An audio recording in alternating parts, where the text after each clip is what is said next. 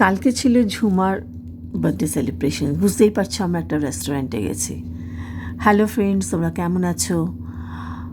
মিস্টিকের সব ফ্রেন্ডস, আমার যোগা ক্লাসের সব বন্ধু, সবাই মিলে আমরা আমাদের মেন্টারদের নিয়ে আমরা একসঙ্গে চলে গেছিলাম কালকে সল্টলেকের এই রেস্টুরেন্টটাতে। ভীষণ সুন্দর ছিল খাবার দাবার, সব ভেজ খাবার, নর্থ ইন্ডিয়ান, সাউথ ইন্ডিয়ান সব খাবার ছিল।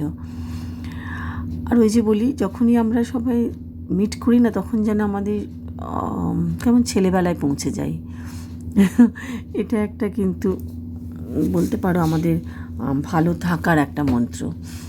আমরা কেউ মনে করি না নিজেদের বয়স হচ্ছে, আমরা অসুস্থ, আমাদের শরীর খারাপ, কেউ কিছু ভাবি না।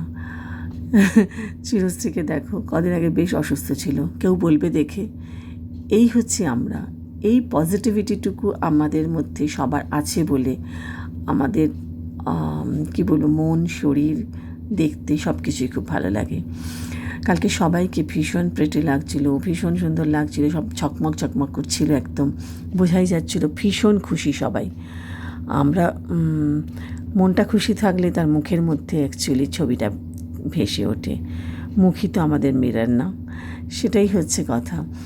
এত ভালো ভালো সব খাবার অর্ডার করা হয়েছিল, যে যা পাচ্ছে অর্ডার করছে, যা পাচ্ছে। ঝুমা পুরো আমাদের বলে দিয়েছে যা খুশি অর্ডার করো। আর আমরাও সেই ছোটোবেলার মতন এটা একটা খাচ্ছি, ওটা একটা খাচ্ছি, আমার থেকে আমি অর্ডার করছি, সেখান থেকে কেউ নিয়ে নিচ্ছে, মানে জাস্ট পাগলামি। কিন্তু এই যে বললাম, সবাই যদি মনস্ক হয়, মনের একসঙ্গে কাছাকাছি থাকে, মনটা যদি সবার ঠিক থাকে, তাহলে কোনো কিছুই যেন মনে হয় খারাপ লাগছে না, সব কিছুই ভালো লাগছে আমাদের কাছে। না, এই যে মুহূর্তগুলো, এগুলো যে কতটা ইম্পর্টেন্ট আমাদের সুন্দর করে বাঁচার জন্যে, আগামী দিনগুলো ভালো রাখার জন্যে, সেটা আমি বোঝাতে পারবো না। দেখো তুমি কীভাবে আমাকে কেক দিচ্ছে।